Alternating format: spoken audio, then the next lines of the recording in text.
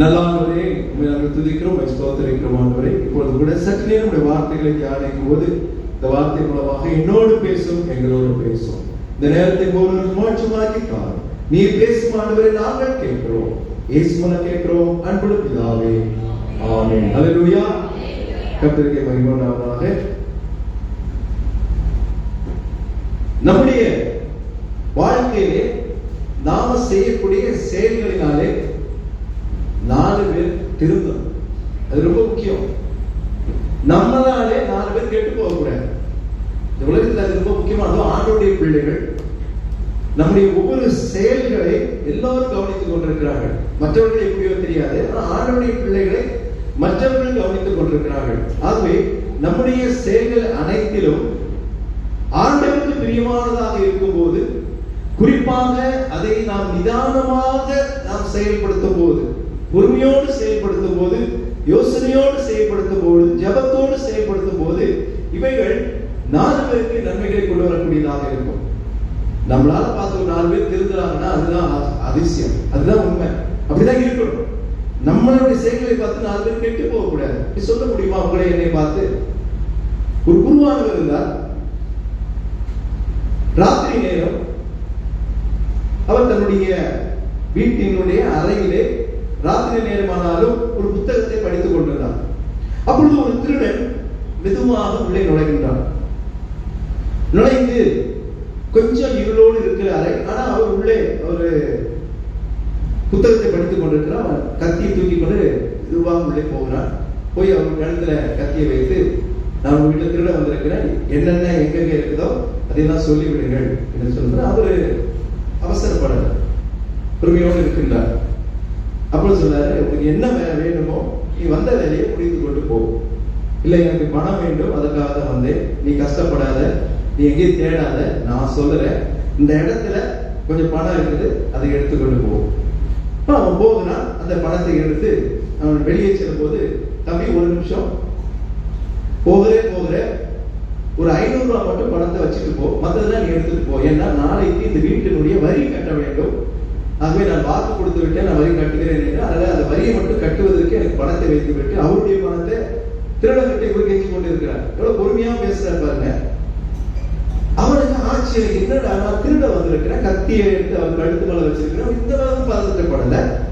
இவருடைய பொறுமையான அவருடைய செயல்கள் அவனுக்கு ஆச்சரியமாயிருந்தது. ஆனால் வந்த நோக்கம் என்ன? திருட வேண்டும், அவனுக்கு தேவை இருக்கிறது.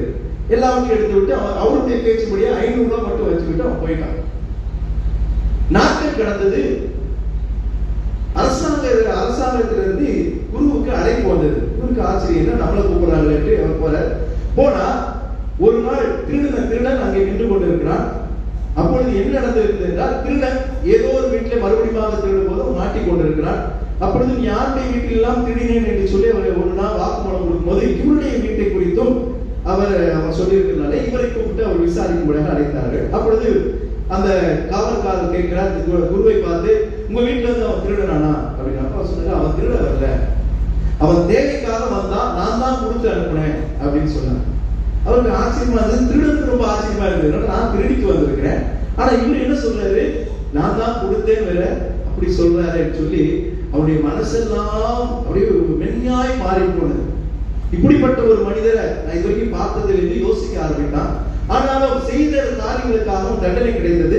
தண்டனை காலம் முடிந்த பிறகு அவன் நேரம் எங்க போன தெரியுமா? அந்த குருவானவரை பார்க்க செல்கிறான். அந்த வீட்டுக்கு போறான், அவர் காலில் விழுகிறான். குருவே, நீ என்னை சீடனாக ஏற்றுக்கொள்ள வேண்டும். ஏன்னா நான் திருடனா வந்தேன், ஆனா உங்களுடைய செயல்கள், உங்களுடைய நடவடிக்கைகள், உங்களுடைய பொறுமை, உங்களுடைய எண்ணங்கள், இவையெல்லாம் பார்த்து இனிமேல் நான் செய்யக்கூடாது என்று சொல்லி நான் ஒரு முடிவு எடுத்து இன்றைக்கு நான் மாறி இருக்கிறேன். அதனால தயவு செய்து என்னை நீங்கள் சீடராக ஏற்றுக்கொள்ளுங்கள் என்று சொல்லி அவன் முழுவதுமாக அவருடைய செயலை பார்த்து மனமாறி அவரிடத்துல அவன் ஒப்புரமானான் என்று சொல்லி அந்த கதையை படித்தேன். யோசிச்சு பாருங்க, நம்முடைய வாழ்க்கையில நம்முடைய செயல்களை பார்த்து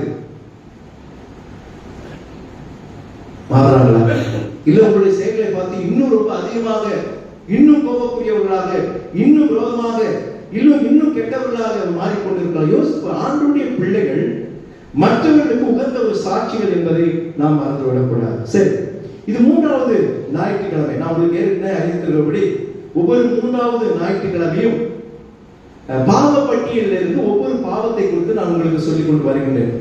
முதல் பாவமாக நான் அகங்காரம், பெருமை என்கிற பாவத்தை குறித்து நான் கடந்த நாட்களிலும் உங்களோடு பகிர்ந்தேன்.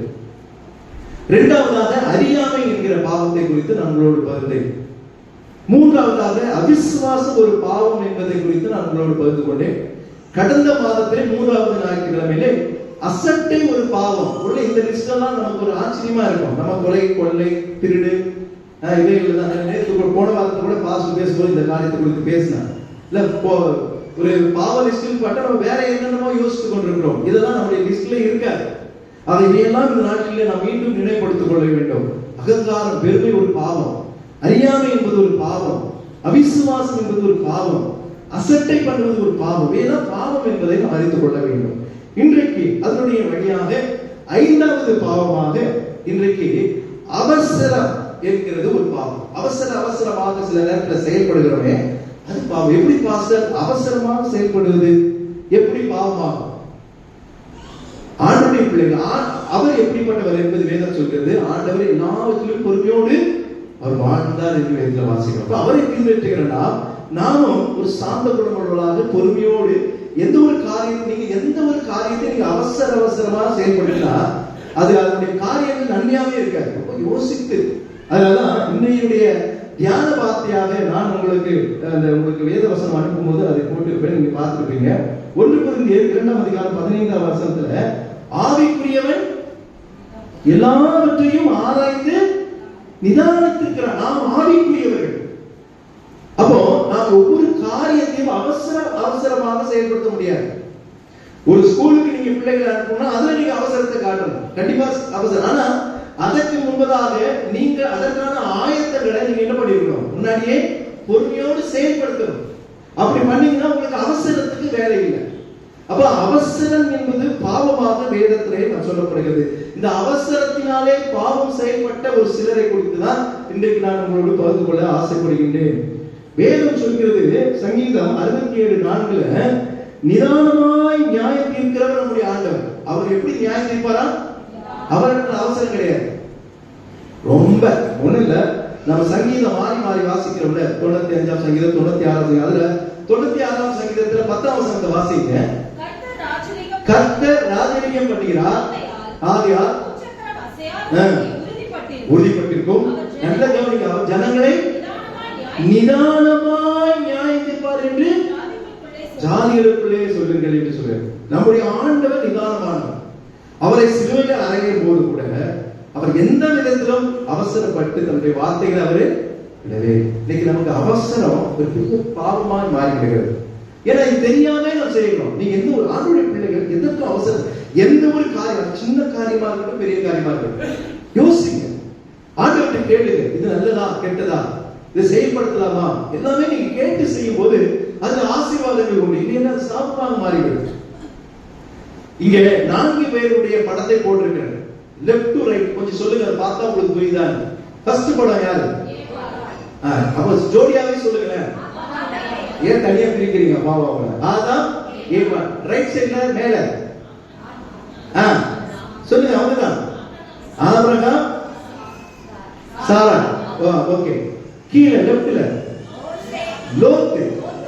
லோத்து அதனுடைய கதைகள் தான் சொல்ல போறேன். 4வது கடைசி மோசே. இந்த 4 பேரும் அவசரப்பட்டதுனால சாபத்துக்குள்ளாகி ஆசீர்வாதத்தை இழந்து போனாங்க. அதுல 2 பெண்கள், 2 ஆண்கள். இதை குறித்து தான் இன்றைக்கு நான் உங்களோடு பகிர்ந்து கொள்ள போகிறேன். அவசரப்படுவதனால வரக்கூடிய கஷ்டங்கள், இல்ல சாபங்கள், இல்ல ஆசீர்வாத இழப்புகள், இவையெல்லாம் இந்த 4 பேரும் அவங்க பெற்றார்கள். ஆகவே இதை குறித்து தான் இன்றைக்கு அவசரம் என்கிறது பாவம் என்பதை குறித்து இன்றைக்கு நான் உங்களோடு பகிர்ந்து கொள்ள ஆசைப்படுகின்றேன். 1 கொரிந்தியர் 11ஆம் அதிகாரம் 31ஆம் வசனத்துல நம்மை நாமே நிதானித்து அறிந்தால் நாம் நியாயத்தீர்க்கப்படும். இங்க எப்போதும் பந்தியில வாசிக்கும் போது இந்த வசனத்தை நீங்க எவ்வளவு பேர் கவனிச்சிருப்பீங்கன்னு தெரியாது. நம்மை நாமே நிதானித்து நாம் அறியணுமா? ஆனா நமக்கு அந்த நிதானம் இல்லைங்க. இந்த நிதானம் இல்லாததுனால குடும்பத்துல பிரச்சனை இல்ல, சுற்றி இருக்கிற பிரச்சனை, நண்பர்களுக்கு பிரச்சனை, சபையில பிரச்சனை. ஏன் எதற்கெடுத்தாலும் அவசரம், எதற்கெடுத்தாலும் இந்த அவசரத்தினால்தான் எல்லா பாவமே வருகிறது. கொஞ்சம் நீங்க நிதானமாய் பொறுமையோடு யோசித்துக் கொண்டிருந்தீங்கன்னா நீங்க உங்களுடைய வாழ்க்கையில ஆசீர்வாதங்களை நீங்க பெற்றுக்கொள்ளும். இல்லையா பெற வேண்டிய ஆசீர்வாதங்கள் உங்களுக்கு சாபமாக இல்லையா இழப்பாக மாறிடும். ஒரு சாபம் என்ற வார்த்தையை நம்ம ரொம்ப என்ன பண்ணுவோம், விரும்புறது கிடையாது. ஆண்டவர் எப்பொழுதும் ஆசீர்வதிக்கிறார். ஆனா ஆண்டவர் ஆசீர்வாதத்தையும் தருகிறார். நீ உபாகமத்துல சொல்லப்படி இதை செஞ்சா இது ஆசீர்வாதம், செய்யாவிட்டா சாபம். ஆண்டவர் என்ன சொன்னார், நீங்க அவசரத்தோடு செய்யக்கூடிய எந்த ஒரு செயல்களும் அது சாபத்துல தான் போய் முடியும். அப்போ ஆசீர்வாதம் வேண்டும் என்றால் நீங்கள் பொறுமையோடு நிதானத்தோடு ஆண்டவருக்குரிய வழிகளிலே நாம் நடக்கும்போது நம்முடைய வாழ்க்கையிலே நாம் ஆசீர்வாதங்களை நாம் காண முடியும். லூக்கா எழுதின சுவிசேஷம் 21ஆம் அதிகாரம் 19ஆம் வசனத்துல அது முடிக்கும் போது இப்படியாக வசனங்கள் முடியுது, உங்கள் பொறுமையினாலே உங்கள் ஆத்துமாக்களை காத்துக் கொள்ளுங்கள். ஆத்துமாவே நீங்க நல்லா கவனிக்கணும். ஏன் இந்த அவசர பாவம்னா, உங்களுடைய ஆத்துமாவை நீங்க இழந்து போனீங்கன்னா அது எதனால? பாவத்தினால. பாவம் ஏன் வருகிறது என்றால் பொறுமையை நீங்க காத்துக் கொள்ளாததுனால, அவசரப்பட்டதுனால, உங்களுடைய நிதானத்தை நீங்க இழந்ததுனால நீங்கள் நித்திய ஜீவனுக்கு என்று நீங்கள் அதை இழந்து போகிறீர்கள். உங்க ஆத்துமாக்களை நீங்கள் அழித்து போடுகிறீர்கள். ரொம்ப ஜாக்கிரதையாக இருக்க வேண்டும் என்ற காரணங்களிலே அதனால்தான் 3வது வாரத்தில் இப்படியாக ஒவ்வொரு பாவங்களை குறித்து நான் உங்களுக்கு அதை சொல்லிக் கொண்டே வருகிறேன். யாக்கோபு 5ஆம் அதிகாரம் 7-8 இப்படியாக அதை முடிக்கும் போது இப்படியாக வருகிறது, கர்த்தர் வருமளவும் நீங்கள் நீடிய பொறுமை உள்ளவராயிருங்கள் என்று சொல்லி யாக்கோபு விருப்பத்தில் எழுதும்போது நமக்கு அவர் ஒரு உணர்வை அவர் தருகிறதை பார்க்கிறோம். நீடிய பொறுமை வேணுமா? ரொம்ப கஷ்டம். இந்த குடும்பத்தில் நீங்க வாழ்ந்து பாருங்க, அப்பதான் தெரியும். ஆமா, உங்க வீட்டுல என்ன தெரியாது பிரச்சனை இல்ல, ரொம்ப கோவப்படுவேன், உங்களுக்கு தெரியாது. என்னை பத்தி உங்களுக்கு என்ன தெரியும்? எங்க வீட்டுல கேட்டாதான் என்னுடைய கோபம் தெரியும். இல்ல, கோபம் பாவம் கிடையாது. ஆனா நம்ம அவசரமாக எடுக்கக்கூடிய முடிவுகள், அதனால வரக்கூடிய கோபங்கள் அது பாவமாக மாறிவிடுகிறது. ஆகவே இந்த அவசரம் என்பது ஒரு பாவம் என்பதை குறித்து இன்றைக்கு நாம் பார்க்க போகிறோம். சரி, முதலாவதாக 2 பெண்களுடைய அந்த அவசரத்தினாலே வந்த பிரச்சனைகளை குறித்து நாம் ஆலோசிக்க இருக்கிறோம். முதலாவதாக ஆதாம் ஏவாள். உங்களுக்கு எல்லாருக்கும் தெரியும், சின்ன குழந்தையிலிருந்து எல்லாருக்கும் தெரிந்த ஒரு பேர் என்னது? ஆதாம் ஏவாள். இதை எல்லாரும் சொல்லுவாங்க. ஏன்னா ஆண்டவர் தேவன் படைத்த முதல் மனிதர். முதல்ல யார் படைச்சார்? ஆதாம் படைச்சார். அதுக்கு பிறகு ஏவாள். சரி, இங்கே ஆதாமுக்கு படைக்கும் போது ஆண்டவர் ஒரு கட்டளை, முதல் கட்டளை ஏதேன் தோட்டத்தில் ஆண்டவர் சொல்லுகிறார். 2ஆம் அதிகாரம், ஆதியாகமம் 2ஆம் அதிகாரம் 16வது வசனத்தை வாசிங்க. யாரை நோக்கி? நல்ல கவனிக்கணும், மனுஷர்களை நோக்கி. அதாவது அங்க ஏவாள் இல்ல, நல்ல கவனிக்கணும். அங்க யார் இருக்கிறார்? ஏன்னா ஏவாள் படைக்கப்படவில்லை. நீங்க நல்லா புரிஞ்சுக்கணும். நீங்க பாருங்க, நீங்க வசனங்கள் படிக்கும் போது நீங்க ரொம்ப தியானித்து படிக்கணும். அதுல கூட அவசரத்தை படிக்கணும். வசனங்களை படிக்கணும்னு சொன்னோடனே கட்ட கட்ட கட்ட கட்ட கட்டன்னு படிச்சுட்டு போகக்கூடாது. ஒவ்வொரு வசனத்தையும் நிறுத்தி நிதானமா ஆராய்ந்து நிதானித்து, அதான் சொல்ல, வாசிக்கணும், நேசிக்கணும், சுவாசிக்கணும். நான் வேதத்தை அப்படிதான் பார்க்கணும். முதல்ல வாசிக்கணும். அந்த வாசிப்பு எப்படி இருக்கணும்? நேசத்தோடு இருக்கணும். அந்த நேசம் அப்படின்னு அப்படி மூச்சாய் மாறணும், சுவாசி. அதனாலதான் அப்படி படிக்கும் போதுதான் அந்த வசனங்கள் நம்மோடு அது ஒன்றி போகும், அப்பதான் பேசும். இந்த வசனத்துல நல்லா கவனிக்கணும். நான் வாசிக்க 16ஆம் வசனத்துல, சகல விருட்சத்தின் கனியையும் புசிக்கவே புசிக்கலாம், ஆனாலும் நன்மை தீமை அறியத்தக்க விருட்சத்தின் கனியை புசிக்க வேண்டாம். இது ஆதாமுக்கு கொடுத்த கட்டளை.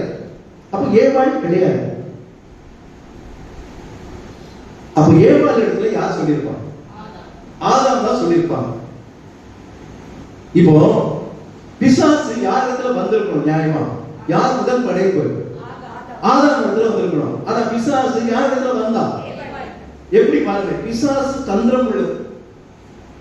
ஆமா, அதுதான் பிசாசு ரொம்ப தந்திரமானவர். ஏன்னா ஆதாம் கிட்ட போனோம்னா அவர் ரொம்ப ஸ்ட்ராங்கா இருப்பான். ஏன்னா அவங்க டைரக்டா அந்த கட்டளையை வாங்கிட்டான். யாருக்கிட்ட? ஆண்டவர்கிட்ட. ஆனா இங்கே ஏவாள் இடத்துல யார் சொல்லியிருப்பா? ஆதாம் சொல்லியிருப்பா. அதனால இவன் ஆதாம் கிட்ட போனா நடக்காதுன்னு தெரிஞ்சுதான் ஏவாள் இடத்துல வருகிறான். ஏவாள் இடத்துல அந்த முதல் கட்டளையை மீறுவதற்கு ஏவாளை அவர் பயன்படுத்துகிறான். ஏன்னா ஏவாளுக்கு ஒரு ஆர்வம், அந்த இடத்துல ஆர்வத்தினாலே வரக்கூடிய ஒரு அவசரம்.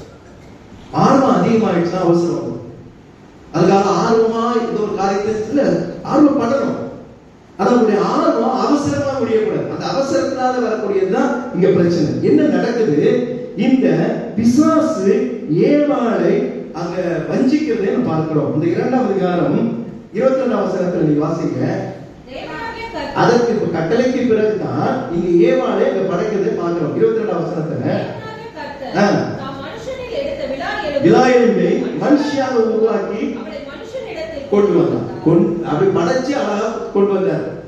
இதுதான் நடந்தது. ஆனா அதற்கு பிறகு இந்த பிசாசு என்ன பண்ணுது? 3ஆம் அதிகாரம் 1ஆம் வசனத்துல தேவனாகிய கர்த்தர் உண்டாக்கின சகல காட்டு ஜீவன்களை பார்க்கலும் சர்ப்பமானது தந்திரமுள்ளதாக இருக்கவே இருந்தது.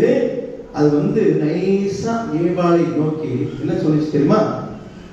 அங்க சகல விருட்சங்களின் கனியையும் புசிக்க வேண்டாம் என்று தேவன் சொன்னது உண்டோ? எப்படி கேள்வி ஆரம்பிக்கிற பாத்தீங்களா? என்ன கேட்டுக்கிறாங்க? உன் புருஷன் சொன்னானா சாப்பிடக்கூடாதுன்னு சொன்னானா? அதான் நியாயமான கேள்வி. ஆனா இவனுக்கு தெரியும் புருஷன் சொல்லியிருப்பான், யார் சொல்லியிருக்க மாட்டா. இப்படி கேள்வி கேட்கிறான். நீங்க பிசாசு கிட்ட மாட்டிக்கிட்டீங்கன்னா நீங்க அவனை நெருங்கவே விடக்கூடாது. யோபு கிட்ட பிசாசால போக முடியல. நேரம் எங்க போனாங்க? அவன் தேவனிடத்துல போனான். ஏன் தெரியுமா? யோபு பாதுகாத்து இருந்தான். அவன்கிட்ட நெருங்க முடியல. அவ்வளவு ஒரு அதான் யோபுடைய பொறுமை. அங்க கூட பாருங்க, யோபுடைய பொறுமையை குறித்து நீங்கள் கேள்விப்பட்டிருக்கிறீர்களா என்று சொல்லி அந்த வசனம் சொல்லுது. அவ்வளவு பொறுமையான ஒரு மனிதர். அதனாலதான் அவனால நெருங்க முடியல பிசாசு. அவன் ஆண்டவருக்கு தான் போறான். பிசாசு ஆண்டவருக்கு போயிட்டு அந்த பர்மிஷன் கேட்கிறான். அவர் தொட முடியல. தயவு செய்து நீங்க கொஞ்சம் உத்தரவு. இங்க இவன் டைரக்டா என்ன பண்றான்? ஏவாள்கிட்ட போய் இந்த கேள்வி கேட்ட உடனே ஸ்திரீ சர்ப்பத்தை பார்த்து, நாங்கள் தோட்டத்தில் உள்ள விருட்சங்களின் கனிகளை புசிக்கலாம், ஆனாலும் தோட்டத்தின் நடுவில் இருக்கிற விருட்சத்தின் கனியை குறித்து தேவன் நீங்கள் சாகாதபடிக்கு அதை புசிக்கவும் தொடைய வேண்டாம் என்று சொன்னார் என்றான். இதை சொன்ன யார் சொன்னதா சொல்றான்? அது படிச்சவங்க தெரியுதா? ஆனாலும் சொல்ற தேவன் இதை புசிக்க வேண்டாம் என்று சொன்னதாக சொல்லுகின்றார். நல்ல கவனிங்க. ஏவாளுக்கும் அப்ப ஆதாம் தான் அதை சொல்லியிருக்கான். அதனாலதான் வஞ்சிக்க முடியாத ஆதாமை விட்டு வஞ்சிக்கக்கூடிய ஏவாளை பிசாசு நெருங்குகிறான். அதுக்காக பெண்கள் எல்லாம் பிசாசு கிடையாது. யாரை எப்போ எங்க நெருங்கி என்ன செய்யணும் யாருக்கு தெரியும்? பிசாசுக்கு தெரியும். எங்கடி வருவான்? நைஸா வருவான். அத போல ரெசிப்ட போல நடக்காது தெரியும் அவனுக்கு. என்கிட்ட வருவான். சில நேரத்துல என்ன ஒரு மாதிரி பண்ணுவான், என்ன அவசரப்பட வைப்பான், என்ன பொறுமையிழக்க வைப்பான், என்ன பாவம் செய்யணும். யாரிடத்துல வரும்? இங்க அவன் யாரிடத்துல போக வேண்டுமோ அங்க போனான். இதை சொன்ன உடனே இங்க ஒரு உரையாடல் நடக்குது. நீங்க தெரியும், உங்களுக்கு எல்லாமே படிச்சு பாருங்க. அப்ப மனசு மாறும். ஏன் அவனுக்கு ஒரு ஆர்வம் வந்துருச்சு. என்னடா இது, இப்படி ஆண்டவர் சொன்னதாக நம்ம வீட்டுக்காரர் சொன்னாரு, தப்பா சொல்லிட்டாரு போல இருக்குது. நியாயமா தானே இவர் சொல்றான். இந்த சர்ப்பம் சொல்லுது, சாப்பிட்டுதான் பாக்கலாம் அப்படின்னு சொல்லி புருஷனுக்கு கூட சொல்லல. சாப்பிட்டுட்டு அதை எடுத்துன்னு போய் என்ன பண்றான்? ஆதாரத்தை போட்டு கொடுக்குறான். அவன் பாருங்க, கேள்வி கேட்டாங்க. நம்மள மாதிரியே இருக்கிறோம். அப்படியே கொண்டாட்டி என்ன சொல்றாங்களோ அப்படியே கேட்கிறோம். சாப்பிட்டான். நடந்தது என்ன? எப்பேற்பட்ட ஒரு ஆசீர்வாதம். ஏதேன் தோட்டம். உங்களை என்னெல்லாம் கொண்டு போய் வச்சாங்களா எப்படி இருக்கும்ல? வா, அதை விட பாவம் பிரவேசித்ததுங்க. அவ்வளவுதாங்க. காரணம் என்ன நினைக்கிறீங்க? அவசரம். ஏவாளுடைய அவசரம் அந்த ஏதேன் தோட்டத்தை இழக்க வைக்கிறது. அது மட்டும் இல்ல, சாபம். அது வரைக்கும் உழைப்புனா என்னன்னு தெரியாது. நின்று அப்படியே உட்கார்ந்து கால் போட்டு ஜாலியா இவங்க அப்படியே சுத்திட்டு இருக்கிறாங்க. பாவம் பிரவேசித்த பிறகு 2 பேருக்கும் சாபம். நீ வாழ்நாள் முழுவதும் சுமை சுமந்து கஷ்டப்பட்டு வேறு சிந்தி உன் நிலத்தை கொண்டு நீ கஷ்டப்படும். ஏவாளுக்கு ஒரு சாபம். நீ பிள்ளைகளை கஷ்டப்பட்டு பெற்றெடுத்து எவ்வளவு பெரிய கஷ்டப்பாடு யோசிச்சு பாருங்க. அதோட நீங்க நாய்க்கே கட்ட எவ்வளவு ஒரு கோபத்துக்குள்ளானார்கள் ஏவாளும் ஆதாம். காரணம் என்ன? அவசரம். ஏன் அந்த அவசரம்? ஏவாளுடைய ஆர்வம் கோளாறு சொல்லுவாங்க. அதுதான் ஆர்வம் பிரச்சனை இல்லை, ஆர்வம் கோளாறு பிரச்சனை. அதனால அவசரம் என்பது ஒரு பாவமாக அந்த ஏதேன் தோட்டத்திலே நடந்தது. அவசரத்தினால யோசிக்காதபடி தேவன் இப்படி சொன்னாரே, நம்முடைய கணவர் இப்படி சொன்னாரே, இதை செய்யக்கூடாது, இந்த எண்ணத்தையே மாற்றி போட்டது, அவசர அவசரமாக செயல்பட்டதுனால ஒரு பெரிய சாபம் நடந்தது. என்ன? ஆண்டவர் முதல் கட்டளை கொடுத்தாரு, இப்ப முதல் கேள்வி கேட்கிறார், ஆதாமே நீ எங்கே இருக்கிறாய்? கேள்வி கேட்கப்பட்டது. முதல் கேள்வி வேதாகமத்தில் அதுதான், முதல் கட்டளையும் அதுதான், கனிகளை புசிக்க வேண்டும். சொன்ன கனிகளை புசிக்கார். முதல் கேள்வி அங்க நடக்குது, நீ எங்கே இருக்கிறாய்? அது சொல்ல முடியும், ஒளிஞ்சிட்டு இருக்கான். ஏன் இந்த ஒளிவு? அவசரத்தினால், ஆர்வத்தினால் பெரிய பாவத்துக்கு உட்பட்டாங்க. சாபம் ஆதாமுக்கு ரொம்ப வருத்தம். பேருடைய ஆண்டவர் ஏதற்கு பூட்டி கால் வச்சுட்டேன், லாய்க்கையில போகலான்னு திறந்து விட்டேன். இன்னைக்கு உங்களுக்கு வர வேண்டிய ஆசீர்வாதங்கள் தடைபடுவதற்கு முக்கியமான ஒரு காரணம் தெரியுமா? அவசரமாக செய்யக்கூடிய ஒரு காரணம். உங்களுடைய அவசரங்களை குறித்து நீங்கள் 3ஆம் அதிகாரம் 23, 24 வாசிங்க. 3ஆம் அதிகாரம்.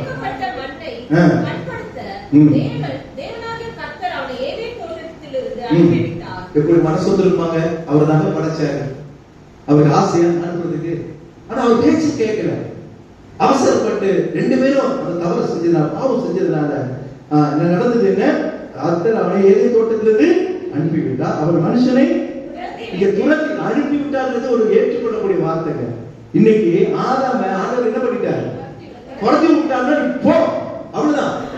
அனுப்புறது வேற, துரத்துறது வேற. அனுப்புறதுன்னா பாருறது, அனுப்புறது. ஆனா துரத்துறதுன்னா அப்படி திட்டி அனுப்புற மாதிரி. அதுதான் துரத்தி விட்டு ஜீவ விருட்சத்துக்கு போகும் வழியை காவல் செய்ய ஏதேன் தோட்டத்துக்கு கிழக்கே கேள்விகளையும் வீசிக்கொண்டு சுடல் பட்டத்தை யாரும் அவ்வளவுதான் கூட்டி வச்சாங்க. எதுக்காக இந்த சாபம்? ஏவானுடைய அவசரம். காரணம் என்ன? ஆர்வத்தினால் வந்த அவசரம். அப்போ நாம் இதை குறித்து ரொம்ப சாக்கிரதையா எந்த ஒரு காரியத்தையும் நிதானமா, ஏன்னா வேறு சொல்ற ஆவிக்குரியவன் எல்லாவற்றையும் நிதானித்து ஆராய்கிறான். ஆமா, நீங்க நிதானமா செயல்படுங்க, ரொம்ப உங்களுக்கு நன்மைகளை கொண்டு வரும். இந்த நாளிலே அவசரம் ஒரு பாவம் என்பதை உணர்ந்து ஏவாளுடைய அந்த ஆர்வத்தினால் அந்த அவசரம் நமக்குள்ளே இருக்காதபடி கர்த்தர் உங்களுக்கு உதவி செய்ய கர்த்தர் நிச்சயமாக அப்படியாக அருள்வார். 2வது ஒரு பெண்ணுடைய அவசரம், சாராளுடைய அவசரம். இது அவளுக்கு இருந்த ஒரு ஆதங்கம். ஆதங்கம் பாவம் இல்லைங்க, எல்லாமே ஆதங்கப்படுவாங்க. ஏன்னா ஆதங்கங்கிறது ஏக்கம் இல்ல, ஒரு தேவைக்கான ஒரு வேண்டுகோள், எது வேணா வச்சுக்கலாம் ஆதங்கம். ஆனா அவளுடைய அவசரத்துக்கு காரணம், சாராளுடைய அவசரத்துக்கு காரணம் அவளுடைய ஆதங்கம். ஏன்னா ஆண்டவர் ஆபிரகாமை 75 வயதுல வாக்கு கொடுத்தார். என்ன சொன்னார்? உன்னை நான் பெருகுவேன், பெருகப்படுவேன். உன்னை ஆசீர்வதிக்கவே ஆசீர்வதிப்பேன். உன் சந்ததியை நான் பெருகப்படுவேன். கடற்கடலை மணலை போல உன்னுடைய சந்ததியை நான் பெருகப்படுவேன். இவ்வளவு வாக்குகளை 75 வயதில் கொடுத்துட்டாரு. ஆனா இன்னும் குழந்தை தர எப்படி இருக்கும் யோசிச்சு பாருங்க. இன்னைக்கு நமக்கு குழந்தை இல்லைன்னா எவ்வளவு மனமுடைய செய்யறோட. குழந்தை பெற்றவர்கள் பாக்கியசாலி, குழந்தை இல்லாதவர்கள் பாக்கியசாலி ஆகக்கூடியவர்கள். நீங்க கவலைப்படாது, ஆண்டவர் செய்வார். ஆனா காரணங்களுக்காக நம்ம காத்திருக்கணும். ஆனா இங்க என்ன நடக்குது? ஆபிரகாமுக்கு தெரியும் ஆண்டவர் நிச்சயமா செய்வார். ஆண்டவர் கண்டிப்பா ஆபிரகாமுக்கு தெரியும். ஆனா சாராளுக்கு கொஞ்சம் அவசரம். நடந்தது என்ன? ஆபிரகாம் 75 வயதுல ஆண்டவர் வாக்குத்தத்தத்தை பெறுகிறான். ஆனா 14ஆம் அதிகாரம் 2ஆம் வசனத்தை வாசிங்க. ஆதியாகமம் 14ஆம் அதிகாரம் 2ஆம் வசனத்தை, சாராய் ஆபிரகாமை நோக்கி, நான் பிள்ளை பெறாதபடிக்கு, இந்த வார்த்தைகளை நல்ல கவனிங்க. சாராளுக்கு பெரிய ஆதங்கம். இந்த வார்த்தையே தவறான வார்த்தை. ஆண்டவருக்கு எப்போ, யாருக்கு, எந்த இடத்துல எப்படி என்ன செய்யணும்னு அவருக்கு கண்டிப்பா தெரியும். நம்ம என்ன நினைக்கிறோம்? நம்ம நினைக்கிறதும் ஆண்டவர் நினைக்கணும், செய்யணும், முடிக்கணும் நாம நினைக்கிறோம். அப்படி ஆண்டவர் செய்யணும். ஆண்டவர் வாக்கு கொடுத்து விட்டா ஆண்டவர் கண்டிப்பா உங்கள் வாக்குகள் நிறைவேற்றுவார். ஆமா, உங்களை வெட்கப்படுத்தாதபடிக்கு ஆண்டவர் சத்துருவை வெட்கப்படுத்துவேன் ஆண்டவர் வாக்கு கொடுத்திருக்கிறார். உன் பேரிலோ கீழம் தூக்கும் என்று வாக்கு கொடுத்திருக்கிறார். கண்டிப்பா செய்வார். ஆனா எப்ப செய்வார், யாருக்கு செய்வார், எப்படின்றது நீங்க இருக்கணும், பொறுமையோடு இருக்கணும், அவசரப்படக்கூடாது. இங்க 16ஆம் அதிகாரம் வசனத்துல கர்த்தரின் கற்பத்தை உண்மைதான் ஆண்டவர் நினைத்திருந்தா ஒரு நொடியில அங்க அவர் என்ன பண்ணிருப்பார்? குழந்தை பெறுவதற்கு ஆண்டவர் ஆயத்தப்படுத்திருப்பார். ஆனா கர்த்தர் என் கற்பத்தை அடைத்திருக்கிறார். தொடர்ந்து வாசிங்க. என் அடிமை பெண்ணோடு ஒருவேளை அவளால் என் வீடு கட்டப்படும் என்றால் சாராயின் வார்த்தைக்கு ஆபிரகாம் இந்த ஆதாமும் சரி, இந்த ஆவே ரொம்ப ஜாக்கிரதையா இருக்கணும் போல இருக்கு. ஆபிரகாமும் சரி, பொண்டாட்டி என்ன சொன்னாலும் அப்படியே கேட்கிறாங்க. கேட்கறது தப்பா ரைட்டா அப்படின்னா ஒரு பட்டிமன்ற மாதிரி ஆயிடும். கேட்கறதுல தப்பு இருக்குது, கேட்காம இருக்குதுல தப்பு இருக்கு. கேட்க வேண்டியதை கேட்கணும், கேட்க கூடாத கேட்டு கேட்காம இருக்க கூடாது. கேட்டு நீ பாட்டு வேலை பார்க்க. ரெண்டு விதத்துல நிறைய இருக்கு. ஆனா ஆபிரகாம் நினைச்சதா ஒரு வார்த்தை சொல்லியிருக்கான். சாராளுடைய ஆதங்கம் இன்னும் குழந்தை பிறக்கலையே. ஏன்னா ஆபிரகாம் கண்டிப்பா சொல்லியிருப்பான், ஆண்டவர் வாக்கு கொடுத்துட்டாரு, பொறுமையோடு இரு, ஆண்டவர் செய்வா. இங்க 90 வயசு. அப்ப எத்தனை வருஷம் அவன் காத்திருக்காதீங்களா? 15 வருஷம் காத்தாரு. 15 வருஷம் காத்திருந்து இவருக்கு போயிடுச்சு. அவருக்கு ஆதங்கம், நீ கஷ்டம், ஏன் நீ கஷ்டம், அவ்வளவுதான் எனக்கு பேசாம இந்த வீடு யாரால் கட்டப்படும்? ஆபிரகாம் சாராளால் கட்டப்பட வேண்டியது ஆண்டவரின் திட்டம். இவனே ஒரு முடிவு எடுக்கிறார். ஆதங்கத்தினால் வந்து அவசரம். உடனே ஆபிரகாம் போயிட்டு, நீ அடிமை பெண்ணோடு நீ சேரு, இந்த வீடு அவளால் கட்டப்படும். இவங்க என்ன சொல்றது? அதான் கட்டப்படும், ஆண்டவர் கட்டுவாருங்க, நீங்க அவசரப்பட, பொறுமையோடு இருக்கணும். ஆபிரகாம் எப்படா இருக்காம போகுது இல்ல. ஆனா அவனுக்கு நல்லா தெரியும், ஆபிரகாம் நல்லா தெரியும், ஆண்டவர் நிச்சயமா செய்வார். அவரால் கூடாத காரியம் அவர் சொன்னதை செய்வார். சொல்றதுதான் சரி. இங்கே உடனே என்ன நடந்தது? இந்த ஆதங்கத்தினாலே வந்த அவசரத்தினால அடிமை பெண் ஆகாருடன் ஆபிரகாம் சேர்ந்து அவர்களுக்கு ஒரு குழந்தை வந்தது. இப்போ இந்த குழந்தை தான் மூத்த குழந்தையாக. அப்ப ஆபிரகாமுடைய சந்ததி இதுவா? சாராளுக்கு இப்பதான் பிரச்சனை வரும். இவனுக்கு குழந்தை பிறகுல, அந்த குழந்தை வளர்ந்துகிட்டு இருக்கு. ஆபிரகாம் யார் மேல கொஞ்சம் அன்பு செலுத்துவான்? கண்டிப்பா செலுத்துவான்ல. ஆகாருடன் தான் கொஞ்சம் அன்பு செலுத்த குழந்தை பிறந்திருக்கு. இப்போ இந்த விஷயங்கள் எல்லாம் பார்க்க சாராளுக்குள்ள ஒரு பிரச்சனை. இல்லனா இது இப்படி பண்ணிட்டேனே, இப்ப யோசிக்கலாம், தவறு பண்ணிட்டேனே, இனிமே ஒரு வீட்டுல துரத்தி விடுறான் சாரா. அவன் என்ன பண்ணான்? கேட்டுதான் ஆகணும். இதுக்கு கேட்டல, இதுக்கும் கேளு. ஆனா மனசு இல்லதான், எதுக்குமே மனசு இல்ல, ஆனா செஞ்சிடுற. கடைசி ஆகாரையே வந்து துரத்தி விடணும். என்ன நடந்தது? இதனால வேதம் சொல்கிறது, ஆதியாகமம் 14ஆம் அதிகாரம் 12ஆம் வசனத்தை வாசிக்க. ஆதியாகமம் அவன் துஷ்ட மனுஷனாய். யார் அவன்? ஆகாருக்கு பிறந்த, ஆகாருக்கும் பிறந்த அவனுடைய மகன் பேர் இஸ்மவேல். அவன் எப்படி இருப்பான்? துஷ்ட மனுஷனாக இருப்பான். அவனுடைய கை எல்லாருக்கும் விரோதமாகவும், எல்லாருடைய கையும் அவனுக்கு விரோதமாகவும் இருக்கும். தன் சகோதரர் எல்லாருக்கும் எதிராக குடியிருப்பான் என்றார். ஒரு பொல்லாத சந்ததி உருவாகுவதற்கு ஒரு காரணமாக இருந்தது இந்த ஏவாள். யார் அந்த சந்ததி? இப்ப அவங்க எந்த சந்ததி? தைரியமா சொல்லுங்க, முஸ்லிம் சந்ததி. அது வருவதற்கு காரணம் சாரா. ஏன்னா நீங்க பாத்தீங்களா, அவர்களாலே ஒரு உலகமே ஒரு கலகத்துக்குள்ளாரு. அது உண்மை. அவங்களாலே ஒரு பயம். எதுக்கு எடுத்தாலும் என்ன தூக்கிடுவாங்க? கத்தியை தூக்கிடுவாங்க, துப்பாக்கி. ஆனா ஆண்கள் பிள்ளைங்க அப்படியே தூக்க மாட்டாங்க. அடி வாங்கிட்டு ரத்த சாட்சியம் மறைச்சு போவாங்க. ஆனா அவங்க ஒன்னு அடிச்சா, ஏன் வேதம் சொல்லுது அவர்கள் துஷ்ட மனுஷனா இருப்பா. வேதம் அன்றைக்கே சொல்லிட்டாங்க. ஆமா, அப்படிதான் இருப்போம். அந்த சந்ததி உருவான காரணம் சாரா. ரொம்ப ஜாக்கிரதையா இருக்கணும். ரொம்ப சின்ன சின்ன பாவத்தினால கூட பெரிய பெரிய இழப்புகள், சாபங்கள் வருவதற்கு காரணமாக இருக்கிறது. சாராளுடைய அந்த ஆதங்கத்தினாலே, அவர் அவசரப்பட்டதுனால இஸ்மவேல், அவர் 86 வயது. இஸ்மவேலுக்காக பிறக்கும் போது 86 வயது, 16-15 சொல்லப்படுகிறது. ஆனா ஈசாக்கு எப்போ வந்தாங்க தெரியுங்களா? 100 வயசு. அப்போ 75 வயசுல வாக்கு பெற்று அந்த வீடு கட்டப்படுவதற்கு அவன் பொறுமையோடு காத்திருக்க வேண்டிய வருஷத்துல 25 வருஷம் நீங்க நான் காத்திருப்போமா? ஆண்டவரே வேணான்னு போயிடுவோம் இல்ல, அப்படிதான். ஆனா இடையில இவங்க ஆதங்கத்தினால, சாராளுடைய அவசரத்தினால அங்க ஒரு சந்ததி, துஷ்ட சந்ததி உருவாக அங்க காரணமாகிறது. அதுக்காக அவங்க எல்லாமே துஷ்டம் சொல்ல, வேதம் பொதுவாக சொல்லப்படுகிறது. நீங்க அவசரப்படுகிறதுனால அநேக ஆசீர்வாதங்களை இழந்து போகும். நமக்கு மாத்திரமல்ல, மற்றவர்களுக்கும் துன்பப்படுத்துகிற காரியங்கள் இது நிமித்தமாக நடக்கின்றது. ரொம்ப ஜாக்கிரதையாக.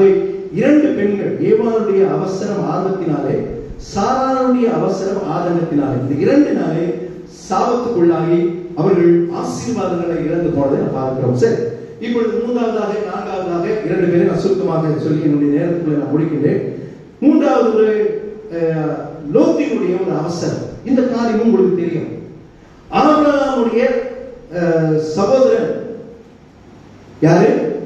இந்த லோத், அதாவது ஆரோனுடைய மகன். சிறுவயதிலே அவருடைய அப்பா மரித்து போனார். ஆபிரகாமுடைய அணைப்பிலே வளர்ந்தார். ஆபிரகாம் எந்த அளவுக்கு பெரிய பணக்காரனோ அந்த அளவு பொருட்களையும் சொத்துக்களையும் அவன் லோத்துக்கும் தனியா கொடுத்திருந்தான். அதனால அவருக்கும் மந்தை இருந்தது, இவருக்கும் மந்தை இருந்தது. அவனை தனக்கு கீழே வேலைக்காரன் வைக்கல, அவன் முதலாளியாக எஜமானனாக தான் அங்க லோத்தையும் வைத்திருக்கிறதை பார்க்கிறான். ஆனா லோத்துக்கு ஆசை. ஒரு சம்பவம் ஒன்று நடக்கிறது. இரண்டு அங்க மேய்க்கின்ற மேய்ப்பவர்களுக்குள்ளே பிரச்சனை வந்துச்சு. வாக்குவாதம் நடக்கிறது. ஆதியாகமம் 13ஆம் அதிகாரம் 7ஆம் வசனத்தை வாசிங்க. ஆபிரகாமுடைய மந்தை மேய்ப்பவர்களுக்கும் லோத்துடைய மந்தை மேய்ப்பவருக்கும் வாக்குவாதம் உண்டாயிற்று. அக்காலத்திலே கானானியரும் பெரிசியரும் அத்தேசத்தில் குடியிருந்தார்கள். ஆபிரகாமுடைய மந்தை மேய்ப்பவருக்கும் லோத்துடைய மந்தை மேய்ப்பவருக்கும் வாக்குவாதம். பிரச்சனை ஆபிரகாமுக்கும் லோத்துக்கும் இல்லை, அவருடைய வேலைக்காரர்கள். இந்த பிரச்சனையை அங்கேயே அதை முடிச்சிருக்கலாம். ஆபிரகாமுக்கு நல்லா தெரியும் இந்த பிரச்சனை இங்கேயோட முடியாது. பிரச்சனை வேலைக்காரர்கள் மூலமா தான் ஆரம்பிக்கும். சின்னதா ஆரம்பிச்சு கடைசியில பெருசா முடியும். அப்போ ஆபிரகாம் அவர்கிட்ட ஒரு நீயே முடிவு எடுத்துக்கோ. நல்ல முடிவாக சொல்றேன். என்ன சொல்றாரு? எப்பா, நீயும் பெரிய ஜாதி ஆயிட்ட, என்னையும் பெரிய கூட்டமாயிட்ட, உனக்கும் நிறைய சொத்து இருக்குது, இனிமே நம்ம சேர்த்து எல்லாம் செஞ்சா பிரச்சனை. அதனால நீ லெஃப்ட்ல போனா நான் என்ன பண்ணிடுறேன், ரைட்ல போயிடுறேன். நான் ரைட்ல போய் நீ ரைட்ல போனா நான் லெஃப்ட்ல போயிடுறேன். சாய்ஸ் உன்னுடையது. யார் சொல்லுவா? லோத் எல்லாமே ஆபிரகாம் இருக்கு. ஆபிரகாமா பார்த்து சொல்லணும், இப்ப நீ இந்த இடத்துக்கு போப்பா, ஆமா இவ்வளவுதான் உங்க இடம், இதுல இனிமே வாழ்ந்துடும், இனிமே இடம் போனவும் ஒரு அப்படி எல்லாம் சொல்லது. ஆபிரகாம் ஆண்டுடைய மனிதன், தேவன் பயந்தவர், தேவனுடைய விசுவாசிகளின் தகப்பென்று அழைக்கப்படுகிறார். லோத்துக்கிட்ட அந்த சாய்ஸை கொடுக்கிறார். நீ எங்க போறியோ அதெல்லாம் உனக்கு, நீ வேணாம் சொல்றது எனக்கு. ரொம்ப தெளிவா சொல்ற. இப்ப என்ன யோசிச்சிருக்கணும்? லோத்து பொறுமையா வீட்டுல போய் ரொம்ப யோசித்து, ஐயோ ஆபிரகாம் தான் நமக்கு எல்லாம், அவர் இல்லைன்னா அப்பா இறந்த பிறகு அவர் தான் நமக்கு கூட இருந்து எல்லாத்தையும் கவனிச்சாரு, அதனால எதுக்கு நம்மள்கிட்ட சாய்ஸ் கொடுக்குறாங்க, அவரே கேட்கிறோம், அவர் என்ன நல்லதா தருவார் நமக்கு. அந்த எண்ணமே இல்லை. சொன்ன உடனே அவனுக்கு அவசரம். ஏன்னா ஆசை. லோகத்துக்கு ஆசை, அவனுக்கு ஆசை. இன்னும் இன்னும் இன்னும் நிறைய இருக்கு. அப்படி இருக்கும். பணம் சேர்த்துக்கிட்டே இருப்பான். எங்க கொண்டு போய் வைப்பீங்க பணத்தை? இல்ல போகும்போது கொண்டு போவீங்களா? பணம் அவசியங்க, பணம் அவசியம். பணம் இல்லாத ஒண்ணுமே இல்லை. நம்மளை கொண்டு போவதுக்கும் பணம் வேணும். ஆனா ஆசையினாலே, இந்த பண ஆசையினாலே, பண ஆசை எல்லாத்தையும் வேறாக இருக்கிறது. லோத்துடைய அந்த ஆசை அந்த அவசரத்தை கொண்டு வருகிறது. உடனே அவனே ஒரு டிசைட் பண்றான். பாக்குறான், எப்படி பாக்குறான், பச்சை பசேல் இங்க காஞ்சி போயிருக்கு. நீ காஞ்சிக்கு போய் பாப்பீங்களா, பச்சை பசேல் பாப்பீங்களா? இல்ல, அவருடைய எண்ணம் எல்லாம் அவருடைய அந்த ஆசையினால அவருடைய தெரிந்தெடுப்பு தவறா போச்சு. வேதம் சொல்கிறது, அவனுடைய தெரிந்தெடுத்ததுனால அங்க என்ன பிரச்சனை நடந்தது? நீங்க வாசிங்க ஆதியாகமம் 13ஆம் அதிகாரம். அவன் தெரிந்தெடுத்த காரியம் 9ஆம் வசனத்தை வாசிங்க. இந்த தேசம் எல்லாம் உனக்கு முன் இருக்கிறது அல்லவா, நீ என்னை விட்டு பிரிந்து இல்ல 10 வாசிங்க. அப்பொழுது லோத்து தன் கண்களை ஏறெடுத்து பார்த்து யோர்தான் நதிக்கு அருகான சமபூமி முழுவதும் நீர்வளம் பொழிந்ததாய் இருக்க கண்டான். ஒரு நிமிஷம். இப்போ அவன் சொன்ன உடனே நான் வீட்டுல போய் யோசிச்சு சில நேரத்துல டக்குன்னு எடுக்கிற அந்த முடிவு நமக்கு ராங்கா போகும். யோசனை இல்லாம செய்யவே கூடாது. அதனால சொல்ற நிதானம் ரொம்ப அவசியம். ஆண்டோட பிள்ளைகள், அது குடும்பத்துக்கு நல்லது, தனிப்பட்ட வாழ்வுக்கு நல்லது. ஆனா நம்முடைய ஆலயத்து காரியங்களுக்கு நல்லது, எல்லாவற்றுக்கும் நல்லது. நீங்க குடும்பத்துல பல பிரச்சனைக்கு காரணம் என்ன தெரியுங்களா? நீங்க அவசரமா செயல்படுவாங்க. அது ஒரு பாவம். அது நீங்க நம்ம நினைவுலே கொள்றது. சொன்ன உடனே அவன் வீட்டுல போய் கொஞ்ச நேரம் யோசிச்சு ஜெபம் பண்ணி ஆண்டவர்கிட்ட கேட்டு அவன் முடிவெடுத்துட்டானா அவனுடைய வாழ்க்கையை வேற மாதிரி மாறி இருக்கும். என்னது? அப்பொழுது லோத்து தன் கண்களை ஏறெடுத்து பார்த்து, அவனுக்கு ஆசையெல்லாம் ஒரு வேலை. என்ன நடக்குது? வாசிங்கம்மா. கர்த்தர் சோதோமையும் கொமோராவையும் அழிக்கும் முன்னே சோவாருக்கு போர் வழி மட்டும் அது கர்த்தருடைய தோட்டத்தை போலவும் எகிப்து தேசத்தை போலவும் இருந்தது. எப்படி இருந்தா? கர்த்தருடைய தோட்டத்தை, ஏதேன் தோட்டத்தை போல இருந்ததுங்க. அப்ப அதை அவன் தெரிஞ்செடுப்பானா? அப்ப அவன் சொல்லிருக்கோம், நீங்க நல்லா இருக்கிற மாதிரி தெரியுது. ஆபிரகாம் ஒரு கேள்வி கேட்கலாம், அது எப்படி போலாமாங்க, இல்ல நீங்க போறீங்களா, எதுவுமே கேட்கல. அவனே தெரிஞ்செடுக்கிறான். அவன் சொல்லிட்டாரா? அப்பதான் சொல்லுவாரு, நீ அவசரப்படுற ஒரு பாவம் நமக்கு தெரியலையா? லோத்து எப்பேற்பட்ட இருக்க வேண்டிய மனுஷன். லோத்து ஒரு நீதிமான் என்று வேதம் சொல்கிறது. நீதிமான் வேதம் சொல்கிறது. லோத்து ஒரு நீதிமான் என்று வேதம் சொல்கிறது. ஆனா அவசரப்பட்டதுனால, ஆசையினால அவங்களுடைய தெரிந்தெடுப்பு தவறா போச்சு. அங்கே 11ஆம் வசனத்துல சோதமின் ஜனங்கள் பொல்லாதவர்களும் கர்த்தருக்கு முன்பாக மகாபாவி, நீ பாவங்களோடு சேர்ந்து நீ எப்படி போன? ஆவிகளா போய் தெரிந்தெடுப்பு பாருங்க. நீ பூமியை மட்டும் பார்த்த, அங்க இருக்க மனிதர்களை பார்க்க, எல்லாத்தையும் பார்க்க. அதுக்குதான் பொறுமை. ஒண்ணு மட்டும் நம்ம யோசிக்க கூடாது, நிறைய யோசிக்கணும். ஒரு காரியம் செய்யணும்னா அதுக்கு அடுத்தது இதெல்லாம் என்ன நடக்கும் யோசி. அதுக்குதான் பொறுமை, அதுக்குதான் நிதானம், டைம் வேணும், ஜெபம் பண்ணணும். எதுவுமே இல்லாம தவறான ஒரு தெரிந்தது பெரிய பாவத்துக்குள்ள அவனுக்கு என்ன நடந்தது? கடைசியில லோத்துடைய மனைவி இன்றைக்கும் அந்த ஒப்புத்தூண் அங்க இருக்கிறத பார்க்கிறோம். முடிவு 19ஆம் அதிகாரம் 26ஆம் வசனத்தை வாசிங்க. சொல்றதுக்கு நேரம் இல்லை, நான் முடிக்கிறேன். 19:26 பின்னிட்டு பார்த்து அங்கே அவங்க மகாபாவிகளா இருந்தனால அவங்க அழிக்கும்படியாக ஆண்டவர் அக்கினியை வர வைக்கப்பட்டார். ஜெபம் பண்ற, ஆமென் ஜெபம் பண்ற லோத்துக்காக. யோ தம்பியாக இருக்கிறான், நீ தயவுசெய்து என்ன பண்ணுங்க, நான் ஆண்டவர் சொல்ல கடைசியில இறங்கினார். அவன் ஏதனா அந்த கஷ்டத்தை தெரிஞ்சிருந்தான், அதான் நான் செய்ய மாட்டேன். ஆண்டவர் இறங்கிட்டார், ஆமென் இறங்கினு சொல்லிட்டார். அங்கிருந்து அவன் வர சொல்லுங்க. ஆனா என்ன பண்ணக்கூடாது? திரும்பியே பார்க்கணும். அந்த இடத்தை விட்டு வெளியே வர்றது வரைக்கும் திரும்பி எப்படி அதை பார்த்து உள்ள போனானோ, இனிமே அவன் வரும்போது அந்த இடத்த திரும்பியே பார்க்க கூடாது. இப்போ லோத்துக்கு அந்த பிரச்சனை இல்லை. யாருக்கு பிரச்சனை? மனைவிக்கு ஆசை, இல்ல சொகுசா இருந்துட்டாங்க.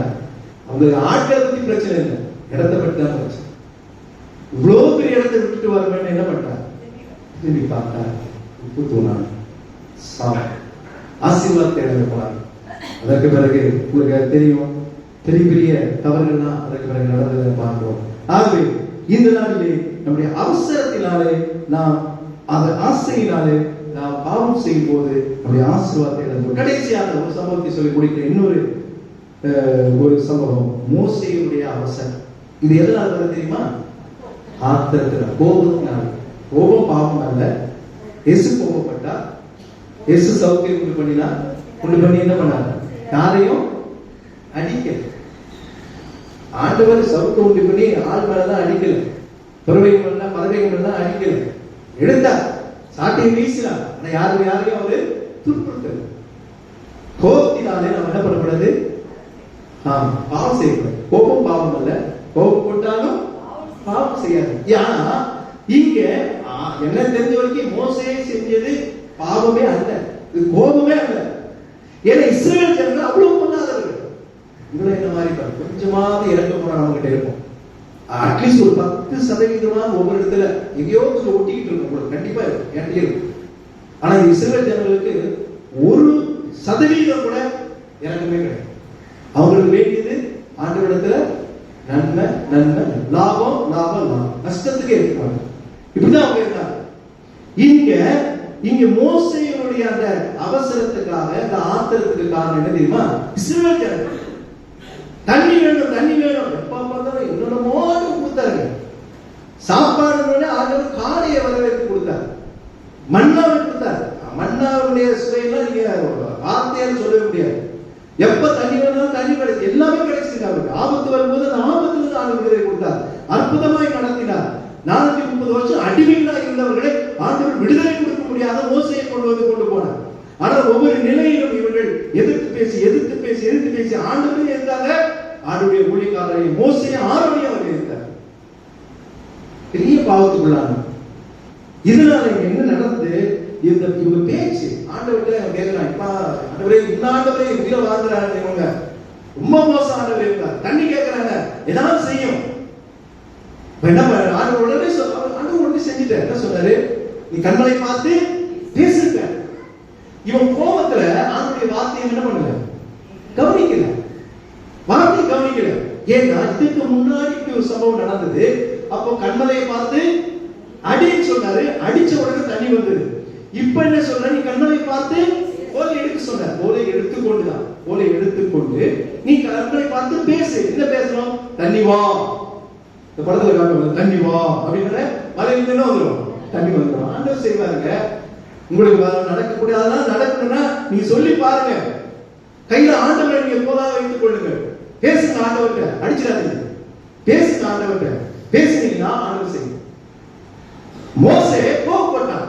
ஆத்திரம் ஜனங்கள் மேல, கடவுள் மேல இல்ல, ஆண்டவர் மேல இல்ல, ஜனங்கள் மேல அடி. அது ஒரு அடி இல்ல, எத்தனை அடி?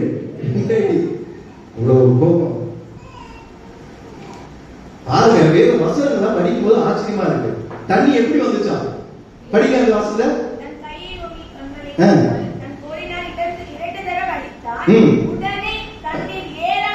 கவனிச்சீங்களா? அது வார்த்தை 2 வார்த்தை வருது. உடனே, லேட்டா வரல, உடனே. ஆண்டவர் சொன்னாரு பேச சொன்னார். இவன் என்ன பண்ணா? அடிச்சான். ஓகே, எத்தனை முறை அடிச்சான்? 2 முறை அடிச்சான். தண்ணி எப்ப வந்தது? உடனே. எப்படி வந்தது? ஏராளம். வார்த்தைகள் பாருங்க. அற்புதத்தை ஆண்டவர் அள்ளி கொடுத்தார். ஜனங்களுக்கு கொடுக்கல. தண்டனை கிடைக்க வேண்டியது யாருக்கு?